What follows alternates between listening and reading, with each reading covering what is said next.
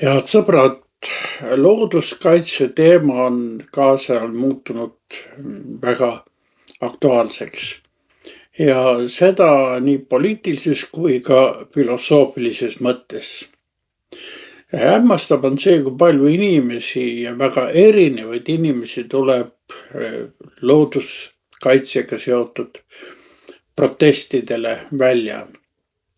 Vahel tundub, et selle juures, mille vastu protestitakse, ei tegelda mitte niivõrd looduse säilitamise, kuivõrd rohkem vahendite, vastutuse ja looduse olemuse üle vaidlemisega. Nendes vaidlustes eristub selgelt välja selline konservatiivne ja liberaalne tiib. Seda erisust võiks nimetada ka kodu ja laboratooriumi konfliktiks.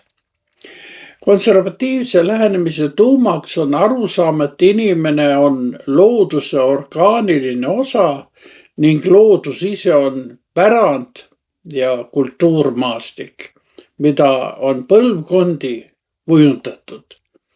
Puutumatut loodust peetakse siin sageli müüdiks. Tõeline elurikkus, näiteks puis- ja rannaniidud, säilib tänu inimtegevusele. Konservatiivse looduskaitse juured ulatuvad 19. sajandi kultuurikriitikasse. See oli reaktsioon industrialiseerimisele, milles rõhutati kohalikku elukeskkonda ja maa ning inimeste ühtsuse hoidmist ja säilitamist.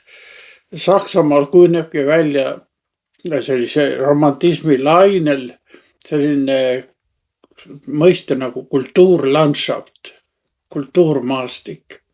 Ideoloogiliselt toetuti siin niinimetatud talupojatarkusele ja ka kristlikule eetikale, mis ütleb, et inimene on pandud loodust hoidma ja harima.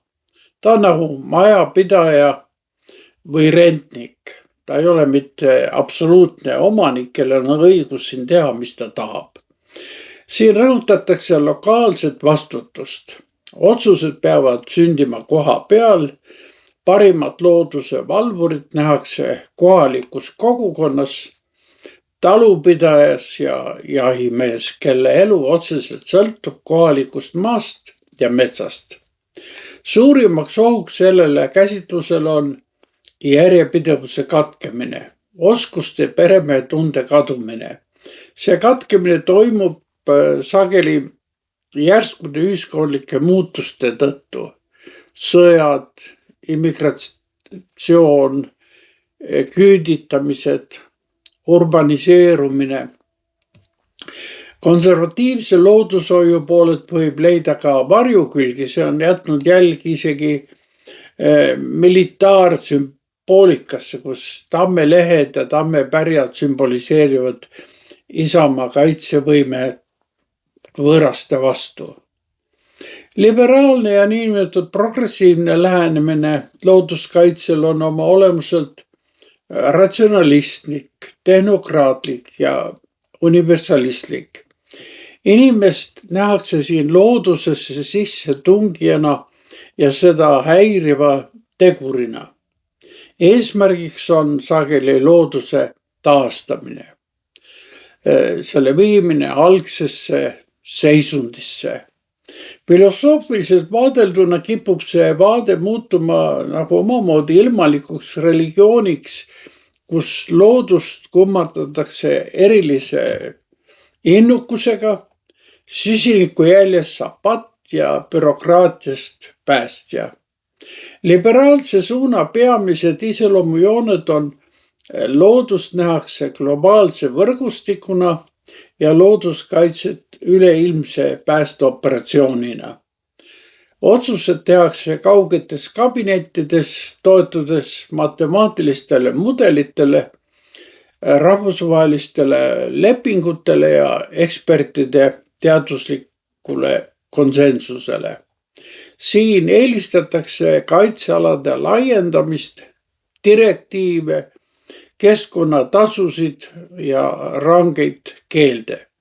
Sageli ohverdatakse siin kohalik eripära ja eraomandi huvid, viidates planeedi taluvuspiiridele ja kiirele kliimamuutusele.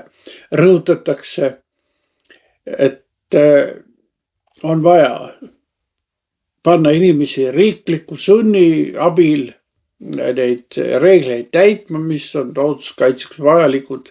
Ja ühtlasi muidugi on see kõikvõimalike isikuvabaduste piiramine. Konflikt konservatiivse nägemusega looduskaitsest areneb sageli nende otsuste eluvõõrast rakendamisest.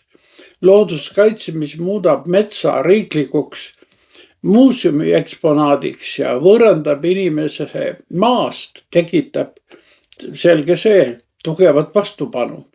Nüüd võib jääda mulje, et liberaalne käsitlus looduskaitsest on tingimata midagi negatiivset. Ometi tuleb tõdeda, et ilma globaalse nägemuseta poleks võimalik kaitsta ookeane ja näiteks ka rändlinde. Kitsalt kogukondlikust nägemusest ei piisa rahvusvaheliste globaalsete probleemide lahendamiseks. Kas need kaks maailma konservatiivne ja liberaalne looduskaitseline nägemus võiksid kuidagi ka omavahel sobituda? Konservatiivide jaoks on loodushoid isiklik ja emotsionaalne side maaga. Samas kui liberaalidel on see tsentraliseeritud poliitika ja piirangute süsteem. Praktikas on vaja aga mõlema poole koostööd ja kokkulepet. Ilma liberaalse ja riikliku raamistikuta, nagu näiteks Natura 2000, oleks võimatu päästa suuri soidega ka ohustatud liike. Põhjus on selles, et turul toimetavad ettevõtted ei toimeta looduse suhtes alati heaperemehelikult, vaid lihtsalt kasumist lähtuvalt. See on nagu juba ärimeeste konflikt peremeestega, rändrahvaste konflikt põlisrahvastega. Kokkuvõttes tuleb tõdeda, et parim looduskaitse sünnib seal, kus teadlaste andmed ja globaalne raamistik kohtuvad kohaliku metsavahi ja talupidaja kogemustega.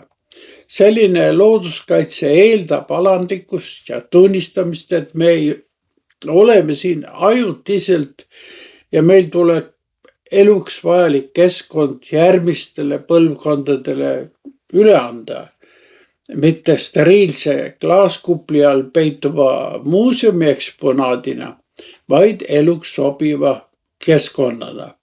Selle keskkonna kujundamisel ja harimisel on inimesel kindlasti oma väärikas ja hoidev roll. Oleme ju ikkagi looja majapidajad lõppude lõpuks. Aga seniks kohtumiseni.